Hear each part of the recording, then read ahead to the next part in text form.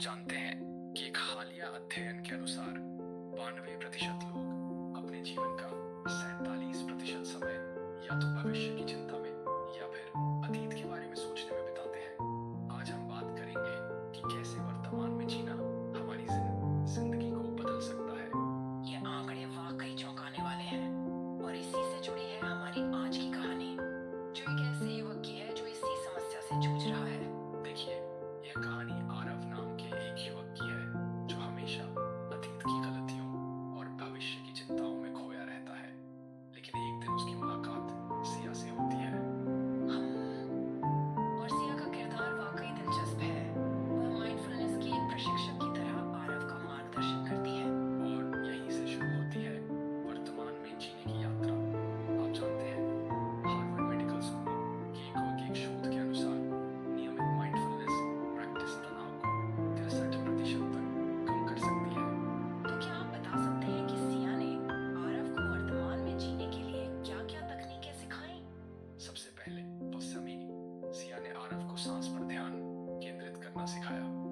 फिर उसने उसे प्रकृति की सूक्ष्म सुंदरता को महसूस करना सिखाया और सबसे महत्वपूर्ण, उसने उसे कृतज्ञता का अभ्यास करना सिखाया। और मुझे लगता है कि कृतज्ञता का अभ्यास वाकई में एक गेम चेंजर है। कैलिफोर्निया विश्वविद्यालय के एक अध्ययन में पाया गया कि नियमित कृतज्ञता अभ्यास से खुशी का स्तर 25% तक बढ़ जाता है। बिल्कुल सही कहा। और यही कारण है कि आज दुनिया की कई बड़ी कंपनियां अपने कर्मचारियों को माइंडफुलनेस और कृतज्ञता का प्रशिक्षण दे रही हैं। गूगल का सर्च इनसाइड योरसेल्फ प्रोग्राम इसका एक बेहतरीन उदाहरण है। लेकिन क्या यह सब इतना आसान है? मेरा मतलब है, आज की भाग-दौड़ भरी जिंदगी में वर्तमान में रहना कितना मुश्किल है। देखिए, यह एक प्रक्रिया है। जैसे कहानी में आरव धीरे-धीरे बदलता है। शुरुआत छोटे-छोटे कदमों से करनी होती है। रोज 5 मिनट की माइंडफुलनेस प्रैक्टिस से शुरू करें। और मुझे लगता है कि कहानी का सबसे अच्छा हिस्सा ये है कि ये हमें सिखाती है कि खुशी बाहर नहीं, कि अदृश्य है।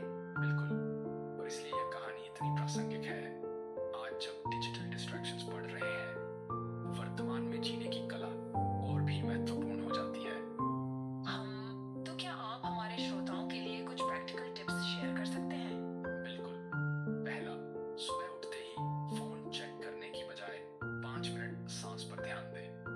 दूसरा, दिन में कम से कम एक काम पूरी तरह से मौजूद रहकर करें। और तीसरा, रात को सोने से पहले 3 चीजों के लिए आभार व्यक्त करें। यह सब इतना सरल लगता है, लेकिन इसका प्रभाव गहरा हो सकता है। हाँ, और यही इस कहानी का मूल संदेश है।